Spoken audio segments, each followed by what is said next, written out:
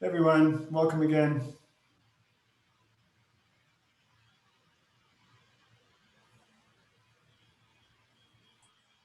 So let me introduce myself again, Nicholas Demoncho. I think all of you were in our previous session, but if not, I'm the head of architecture here at MIT.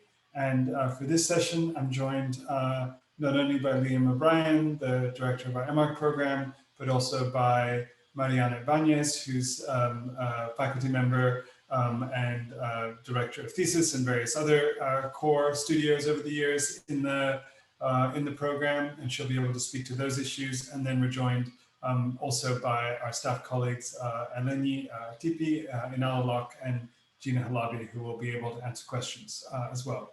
So as Eleni just wrote, feel free to drop questions at any time into the chat session. We'll answer as many as we can.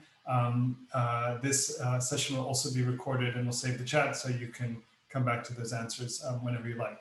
But this is a session focused specifically on MArch program. As I said in our previous session, MIT started the first professional degree program in architecture in the United States in 1868. So we do feel like we have a particular responsibility, not just to the past and heritage of architectural education, but these days we feel like we have a particular obligation to think about its future, about issues of inclusion, issues of sustainability, issues of technology and innovation as they relate to architectural education.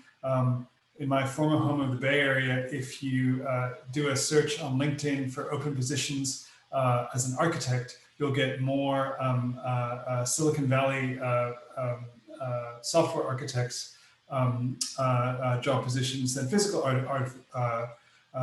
architecture positions. But that language is borrowed for a reason. It's borrowed because architecture gives you a way very powerfully and fundamentally to think about how things are arranged and should be arranged in the world. And the skills of architects and the skills of professional education are ever more to think not just about physical objects, but about digital objects and how the two relate to each other. So these are some of the things that we try and push forward, not just in terms of our own thinking and research, but in terms of how they affect the pedagogy, which is a fancy word to say the teaching of architects themselves. So in terms of how we begin to put this into a curriculum and think about a structure of architectural education, Liam is going to share some images and thoughts with us, and then again with contributions from Mariana on the pieces of the curriculum that she's had a leadership role in.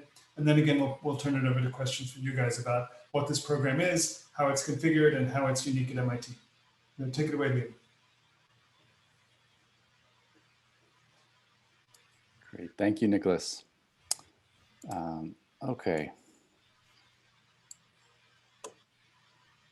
So, yeah, I think all of you were at the last session.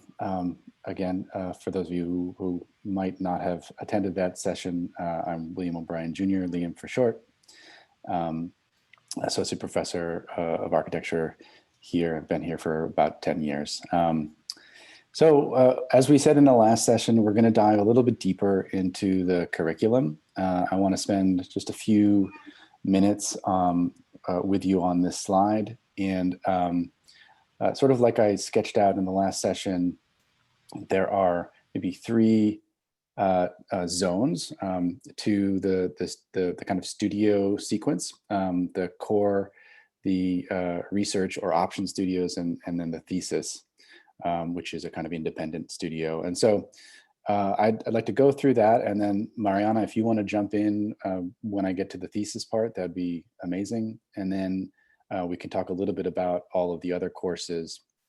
But before jumping into either of those things, I did want to spend a minute on the discipline groups. Nicholas talked a bit about them in the last session, but just to make it super clear, there is an architecture and urbanism group, a building technology group, a computation group, an art, culture, and technology group, and a history, theory, and criticism group. And one of the things I want to mention that distinguishes this organization of disciplines from other schools and departments is that oftentimes in other schools and departments, the model might be that instructors are let's say, Studio Plus. What I mean by that is somebody might be teaching Studio, but they also have a research interest, research focus in one of these other discipline groups. What's unique to the way that our MArch program is set up is that the design studios, 95% of the time, are taught by architecture and urbanism faculty. What that allows is for all of the other discipline groups to essentially have the world's experts. So although sometimes we'll have a hybrid studio maybe taught by someone representing building technology coupled with somebody in architecture and urbanism, which are great. These are like hybrid studios that we've done in the past. Ordinarily, they're taught primarily by architecture and urbanism faculty. And so this frees up the other discipline groups to focus deeply in a way that is perhaps less possible at other schools that abide by a Studio Plus model. So in terms of the three chunks of studios, as I mentioned briefly in the last session, the core sequence, which you see in the first 3 semesters, which is different than many other schools and departments which have often 4 core studios. We've focused quite a bit in thinking how to consolidate that into a 3-semester sequence. And typically the first semester is concerned with issues around form, representation, geometry, essentially like how to externalize ideas about architecture in order to have conversations about them. The second studio is often focused around questions of more complex program, issues of social and political and cultural questions, questions of civics and the role of institutions in urbanism are often at play. And then the third studio is typically one which is focused on questions of infrastructure, structure, environmental issues, climate issues, and that's maybe the closest to a kind of comprehensive studio. And that endeavors to kind of pull all of the questions that have been asked in the first 2 semesters into a comprehensive third studio. And that sets you up really well to begin to think about what your own interests and inklings might be in terms of the establishment of an architectural agenda. So seeing as we've been able to consolidate the first 3 studios, or the core studios rather, to 3, that frees you up to not have 2 option studios, which is typical at other schools with 3. And we really think that that is puts you in the best position to develop a maturity about your interests, throughout the 7th semester experience here.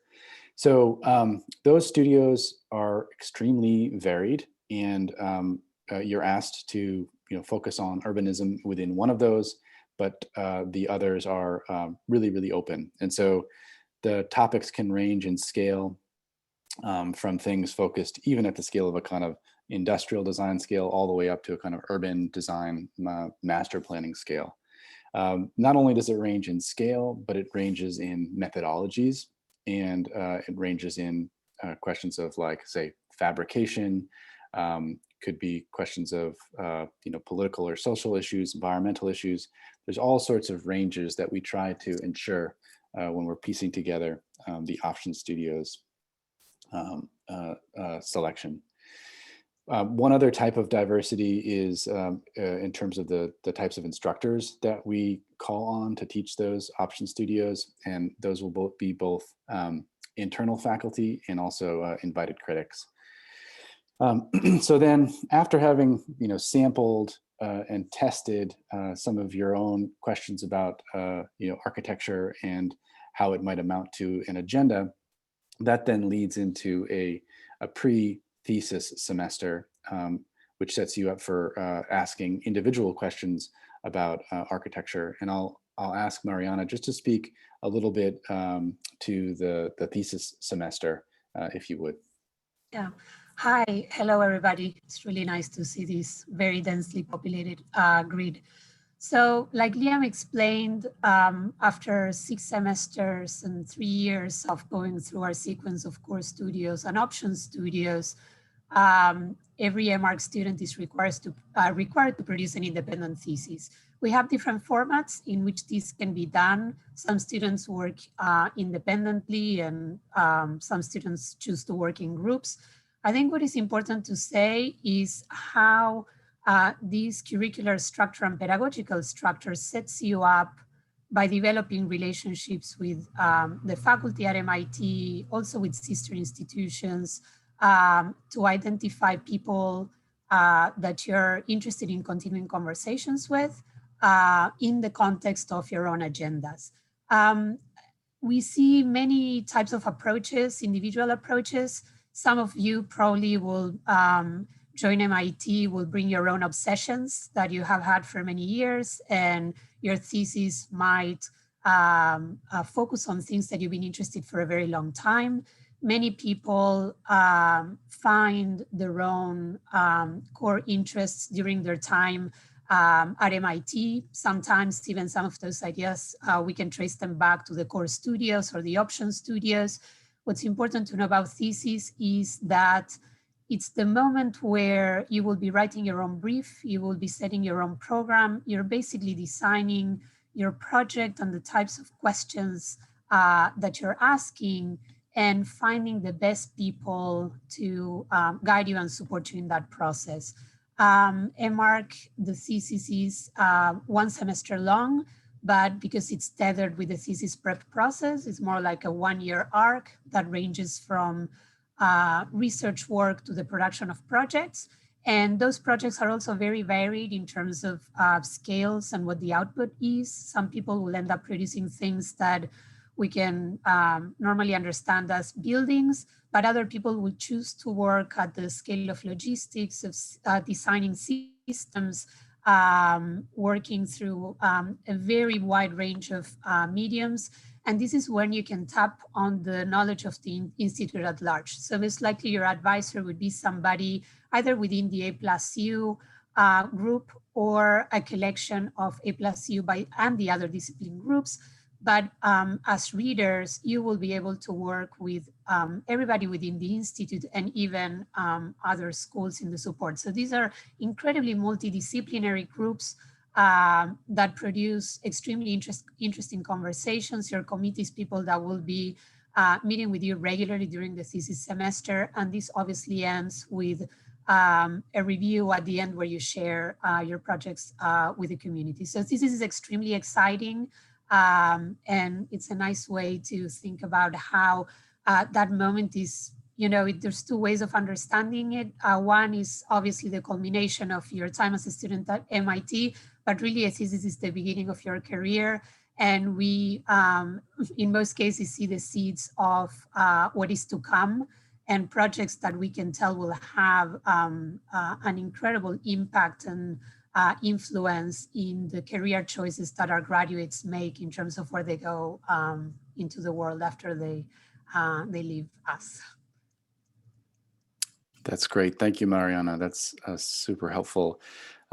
Just to add one other, to piggyback on Mariana's comments about thesis, one thing to add is that the formats of thesis are really very wide in terms of their diversity. Unlike other programs, I think the way that students choose to showcase their work during and at the end of the semester is quite incredible in terms of its breadth. From performances to let's say more typical 2-dimensional representation to let's say software to let's say a series of models to maps. The formats that students choose to showcase their work is as varied as the topics themselves, and that's one of the really exciting aspects from my standpoint of thesis at MIT. Just to zoom back to the curriculum, there's one other layer of information that I just want to appeal from this chart, before opening it up to questions. And that has to do with all of the other courses that are around and in support of the studio work that you're doing through the core and the research and studios and into Thesis. And I like to point to the first year as an example of the kind of multifaceted nature of the architecture, the MArch curriculum more broadly. If you look at the first 2 semesters, I like these 2 semesters specifically because they highlight the ranges of things that you'll be prompted to consider throughout the entirety of your time in the MArch program. And so in the first semester, you'll have your Core 1 Studio, but alongside that, you'll have your Geometric Disciplines course, which is a course that looks closely at the relationship between representation and geometry. And that allows a close look at certain tools that you'll be using as a way to describe some of the imaginations that you have in studio. There is the building technology course, which is environmental tech in buildings, which is going to be thinking about light and other, let's say, qualitative aspects of design in a quantitative way. And then the history theory criticism course is called critical precedence, or precedence in critical practice, I'm sorry, which is looking closely at lineages in the discipline of architecture as a way for one to start to identify oneself relative to certain ways of thinking and certain methodologies in architecture. This is a nice counterpoint, or there is a nice counterpoint in the next semester where you move from, in history theory criticism, from, let's say, the now or from the recent now to thinking about architecture from 1750 to the now. So just within the first year, just to give you a sense for the broad range, you're moving from like an intense study of contemporary lineages to a much broader understanding of architecture over the last 300 years. In the second semester, and I won't go through the entire curriculum this way, but just to kind of help you understand the multifaceted nature of the curriculum, I just want to point out this this first year. In the second semester, you'll begin your computation courses, and you'll have a range of options there. And then eventually you'll be taking computation electives later on. And then finally, to kind of close out your first year in other courses outside of studio, you'll be taking the structural design course.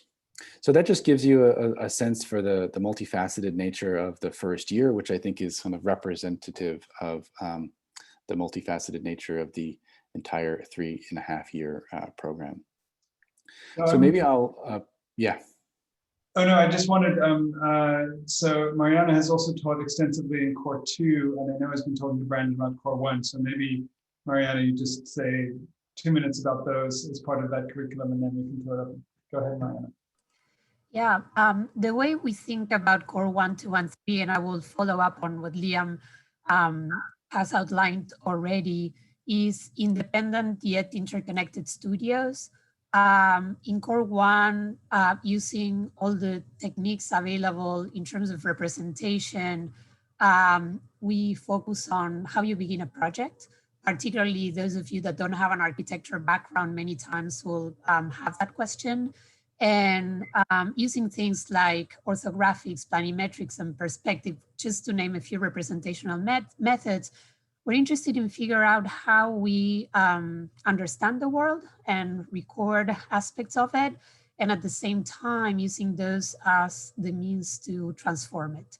Then when you move into Core 2, the idea that an institutional building will carry the values and issues that are important at a moment in time are the central aspect of the Core 2 Studio. We've been working with the YMCA for a number of years with a chapter in New York, which presents an incredible opportunity to focus on complex programming, usually also interesting citing issues that change every year. So the program has stayed quite stable in the past 3 years, but the site changes. We've worked in Brooklyn, in Coney Island, in Queens, and each one of those sites come with their own demographics, their own opportunities, their own local sort of needs.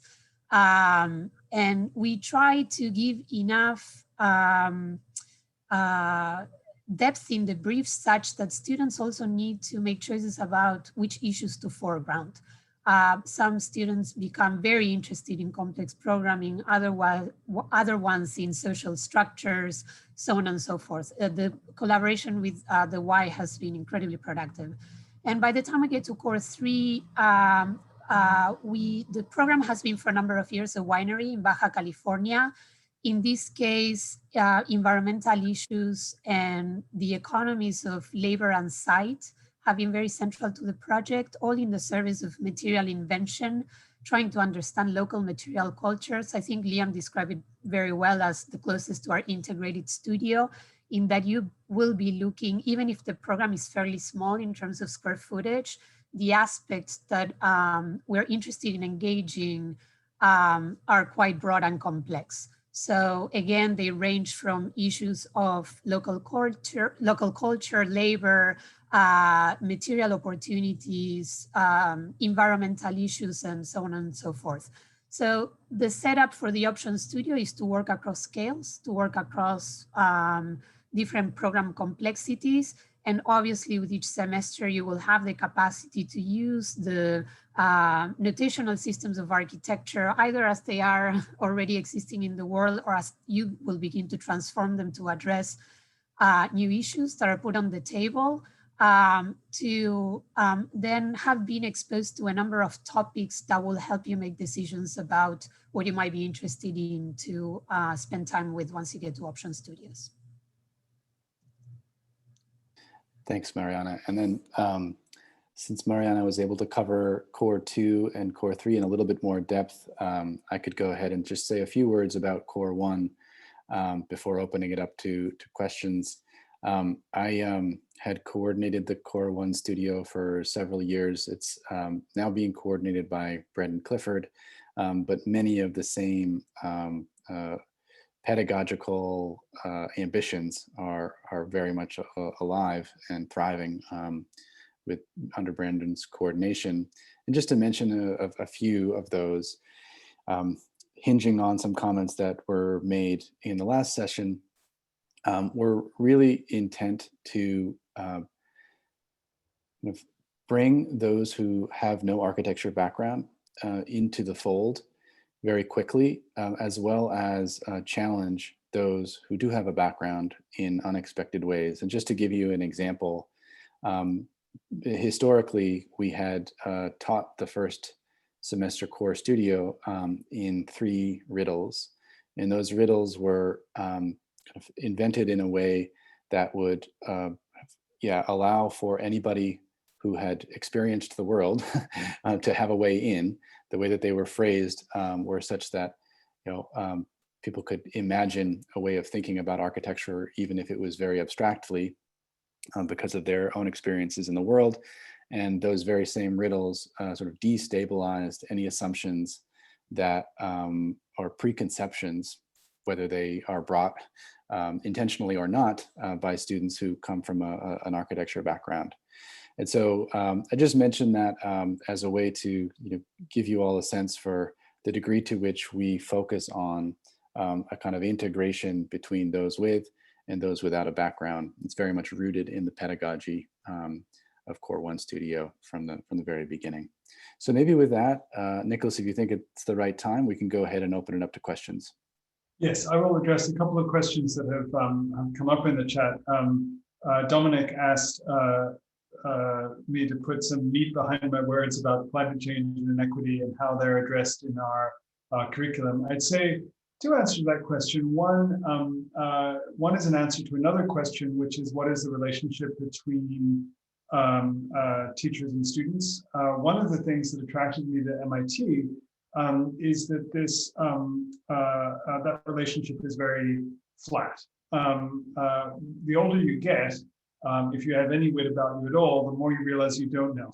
And therefore, the more you can and should become engaged to listening to other people. And we are a community. We meet in town halls regularly as a whole community with students, staff, and faculty. We have a very active role of student government. I meet as department head. I have bi-weekly meetings with our student government chairs, with our NOMUS group, with a cabinet of student representatives, and we really run the department together. Of course, we have very different roles in running the department, but we are all in it together, which means, on the one hand, I don't have immediate and easy answers to your questions. Like, I don't legislate the studio will be on this, the studio will be on that. We all shape the curriculum together. But on the other hand, these conversations together do produce particularly creative responses to these priorities, which we do all share. So, as one example, in our fall semester, this semester, we have 4 option studios that are open to students after they've finished our core sequences. Those option studios, one is a collaboration between our professor of building technology and structural engineering, John Oxendorf, who just stepped down as director of the American Academy in Rome, collaborating with Michael Murphy, the founder of the Mass Design Group, and Sarah Jensen, who's an expert in public health and landscape inequality. They're working with Cambridge Public Schools on a series of interventions that will shape policy here in our home neighborhood, where we are citizens, immediately in a way that's immediately helpful to those around us. Rania Gosin, a noted scholar and leader of the practice designer, is leading an option studio on food insecurity here in East Boston. But that studio is also focusing on food and as a way of not only as a medium of community, but as a medium of architectural creation. So the students are using food to create models, experimental prototypes, drawings, ways to tackle this issue using the medium itself. Rafi Siegel is co-leading, our faculty member is co-leading our joint urban design studio, which takes place every fall in collaboration with the Department of Urban Studies and Planning, and they're doing a comprehensive project on power in American cities, race and power, class and power, how those issues manifest themselves in housing and housing prototypes, and that's in collaboration with the Boston Society of Architects and collaborators across the globe. And then we have an option studio led by Anton Garcia Abril on offsite fabrication and remote manufacturing. That's a way of also talking about where we are now in terms of even where we are now, like here in the Zoom room, and how it relates to and changes architectural practice. So the innovation that happens at MIT tends to be collective, bottom up as well as top down, but we shape this conversation together, and the values that I'm taught, the nature of MIT as a community is that the values I talk about as the community's either leader or figurehead, depending on your perspective, are the values of the community and not separate from it. All right, the other, there were some other questions about, like, how do I make sure my portfolio is good? And again, make sure it tells us the most about you. I think, again, you know, we are trying to understand you, not look at work that fits a preconceived standard or notion of what architecture is. Our job is to test the limits of architecture and test the limits of architectural education. We do not do that with a recipe. And so we do that by being as inclusive as possible and building the maximum diversity into our program, because we don't even know what we need to be thinking about in the next few years of architectural education, and it's your background and your experience that's going to help us figure it out. So again, don't look to make your portfolio look like anything. Although we can and will share examples of successful portfolios with you if you contact our graduate administrator, Darren Bennett. But we really make sure it's legible, make sure we can understand it, but then make sure it tells us the most about you that's possible. There are some questions on joint programs, joint programs are joint degrees are common at MIT. There's some flexibility to do joint degrees with Dust, joint degrees with real estate.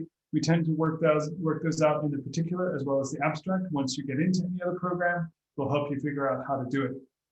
Oh, here's a very, very important question coming from Alicia Delgado about mentorship.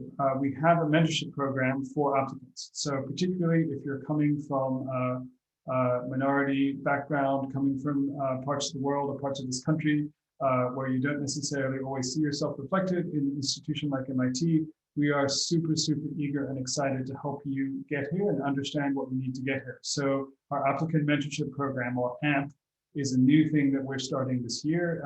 There's information about it on the website. You'll all be getting an email about it. And this will allow you to sign up for a series of slots with a mentor in the same mentor in a current student in November and December, who's coming from a similar background to yours. It's open to any students, but it's particularly focused on minority underrepresented students to make sure you have all the information you need from a student who is like you, who is here, to understand how the portfolio system works, how the application system works, how a system of references works in order to get you here. I'll just say a note about references since I just mentioned it. We do ask for references. Those don't need to be fancy people. They need to be people who know you well.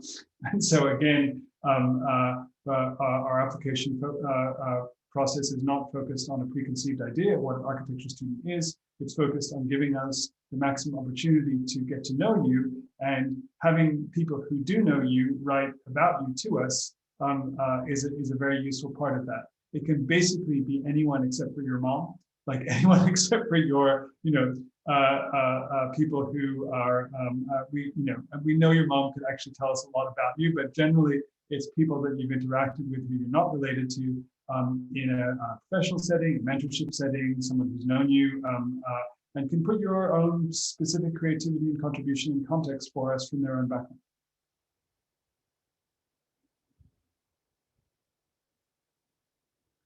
All right.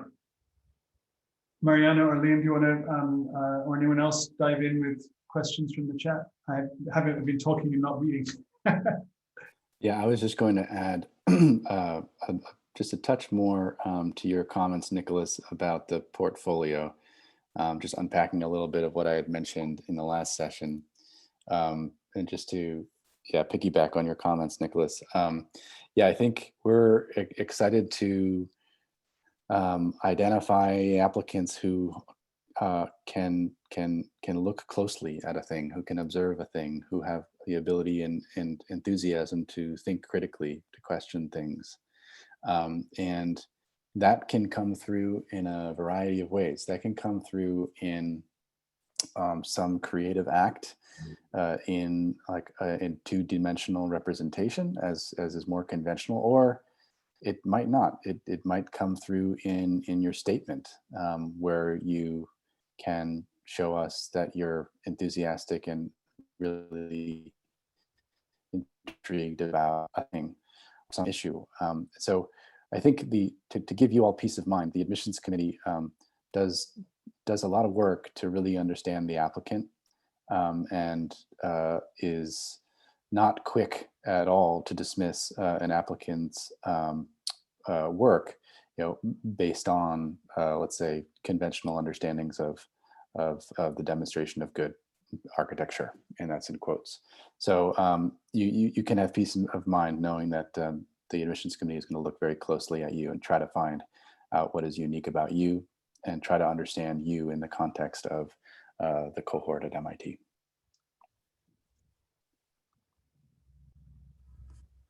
I am going through the questions in the chat, and I don't want to necessarily move away from the topic of admissions, which I know is very central to all of you right now. But I did want to address a few questions that were related to opportunities outside of the department. Some within MIT, there were questions about the Media Lab, the relationship with the SMARCS program, and other questions about partner institutions and whether those classes still count towards UMARC. The answer to all those questions is yes, yes, and yes. you will find that during your first year, your time is actually heavily scheduled by us, particularly the first semester. The idea is that we believe that it takes time to assimilate the culture that is unique to MIT, to begin meeting people, to understand the enormous amount of opportunities that are available to you, and to create that foundational knowledge that we're setting up with the pedagogical structure of the first year. And as you move along your EMARC curriculum, you will have increasingly more opportunities to make decisions about which courses to take and where to take them. So courses anywhere at MIT. I know there were questions about real estate, about SMARCS, about the Media Lab. I'm sorry if I miss other ones, but it's equal to any part of MIT. You will be able to enroll. Obviously, some courses are limited enrollment, some courses are large lecture classes, etc. And the same happens with the GSD. The one thing that is important to say about taking courses at Harvard is that that applies to non-studio courses, all the studios you're required to take at MIT. I think that covers the courses question, but I'm happy to answer more if there are. I'm going to leap in and answer Abigail's question. Our goal in admissions, it's a really essential goal, is to, since we aim to answer the world's questions at MIT, we need to do it with a student and faculty and staff body that looks like the world. So our ratio is 50-50 male to female. That's a pretty straightforward one to do, and we're looking, we're working ever closer to admissions that do look exactly like the world. Our incoming MR class this year is 20% African American. That's a high point for us. We have generally, as I say, the goal of looking at the world with people who represent the world and all the diversity in it. So I think that a very important part of that is actually, to Conrad's question, also including students in the admission process, which we do, especially to help us identify and understand candidates or applicants from backgrounds that the students will understand better than we understand as well. So in terms of the Media Lab, the Media Lab is an interesting question. The Media Lab grew out of the architecture department and represents a kind of parallel history or alternate reality of what happens to design culture when it's unleashed from building and goes to questions of technology exclusively. There is an intellectual exchange between the Media Lab, not so much between the core Media Lab PhD and research programs, but between classes and opportunities that are open to our students. Many of our students this semester, for example, are enrolled in a seminar given by Danielle Wood in the Media Lab right now on the relationship between race theory, feminist theory, and space exploration. It's proved to be a very popular one with our students this semester. There are groups on mediated matter. Neil Gershenfeld's Center for Bits and Atoms also sponsors a class that we teach within our architecture department every year called How to Make Almost Anything, which teaches you the fundamentals of everything from not only every kind of physical fabrication, but fabricating circuits and software as well. It's an intensive class, but you will come out of it knowing literally how to make almost anything. The motto of MIT is mens and manus, and I don't normally go in for that kind of traditional hoo-ha, but it means mind and hand, and that is part of the core ethic of MIT. I would say here in the architecture department, we try to talk about it as mind and hand and heart. We are a community and a place as well as just a laboratory and a workshop, but the fabrication is incredibly important here at MIT. Our shops are open even now. They were never completely closed, even in the middle of this crisis, and students have access to them that are here on campus. And we poured an enormous amount of resources into off-campus making and supporting off-campus making, including in the kits that Sheila was talking about that we sent to every single student. Next year, over IIP and in the spring studio, we're actually having a studio where students will make their own CNC machine at home. And we think the advances in manufacturing, the relationship between physically making things and understanding how spaces and communities are made out of them is incredibly important to MIT. There's a question about whether MIT sits on the more theoretical or technical end of the spectrum. And would we agree to this? I think, yeah, I'd love to jump in on that one. I think it's really hard to categorize the work at large that comes out of MIT, and that's one of the reasons I'm so excited about that work. It is heterogeneous. It is like really varied. And to say that we have like a particular, let's say, emphasis on the type of work that comes out, I think is not accurate. Just speaking for myself and the way that I try to contribute, I very much think about architecture as an act of cultural production. I know that there are others in the faculty who are happy to think about architecture in a way through the humanities. So I think when you arrive, you'll find that there are kind of there's equal representation around theoretical, technical, cultural, formal, material ways of thinking about architecture. The second part of the question I'd also like to speak to, it's about whether there is emphasis placed on helping a student develop their own ability. And I'll translate that to an agenda. I think the answer is certainly yes. Absolutely yes. And I think the way that the curriculum is set up to go from something which is foundational to something which is really giving you the support to articulate your own agenda speaks to that. But I would say, one's imagination and intuition doesn't go unchecked, right? Like, I think one comes to MIT in order to help, in order to get that support for the thing that they want to do, but also to have that support or to have that idea vetted by some really good thinkers and good critics. And so, I often think about like helping to vet or let's say either substantiate or challenge an idea through modes of representation, helping you sort of externalize your imagination. A second way that we help is through like the scaffolding of historical and cultural precedents to help you find yourself within that, to triangulate within that constellation of existing work. And then lastly, the way I think about it is through like helping you identify logic trails. In other words, ways of thinking that might not be common now, but are your own, but that abide by some, method of imbuing logic into a way of thinking. So we try to give you a number of ways to, like I said, both substantiate your own inclinations, but also challenge them as well.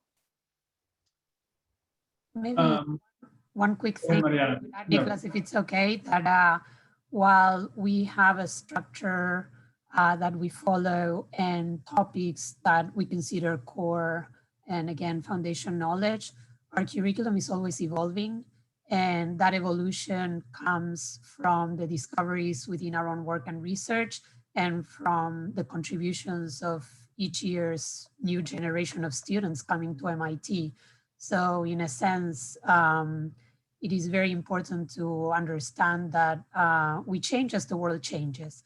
So I saw a lot of questions in the chat about engagement with the larger community, working outside of the US with underrepresented communities.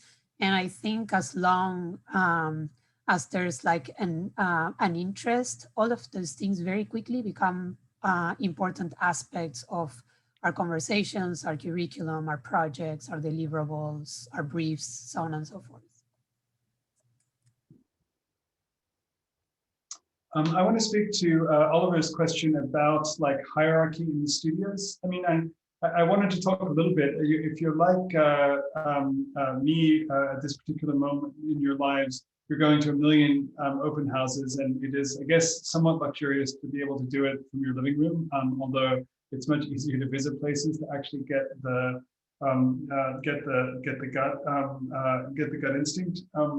one of my, I won't say where this was, but one of my memories of my own open house season not so long ago was going to a school and asking at the end of the open house session, what can blank school do better? How can you improve? And the answer at the time was, well, there's nothing we can do to improve. We're the best. We're perfect.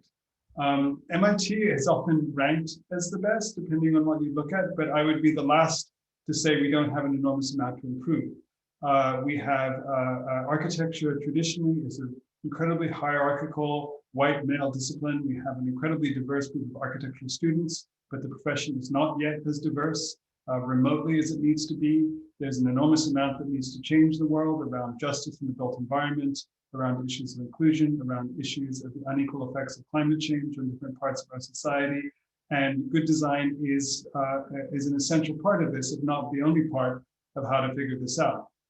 One thing that I can say again to MIT as someone who just decided to come here is that we bump up against all these questions. Our studios and culture as a discipline is still too hierarchical. We are not don't necessarily do everything we possibly can all the time to create the world that we would like to see. But at MIT, we talk about it and we challenge each other around it. And our students feel comfortable speaking up around these issues and challenging their faculty and getting and connecting to our staff and having very difficult conversations all the time. I think I'm getting nods from Mariana and Liam because this is our experience as professors and this is what we encourage. So I will not try and tell you we're perfect at all, but I will tell you that we are open and comfortable in at least having the conversations about the work that we need to do.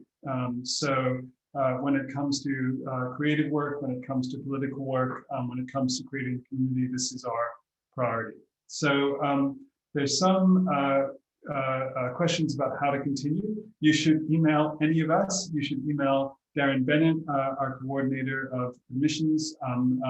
You should sign up for the AMP program where students can answer your specific questions. And we will also continue to post an FAQ on our admissions website. So any question you have that's not personal to you, we will do check ahead of time if the answer may already be on the FAQ. But if it's not, your question will help us put it there as a question we would like to see answered as well. I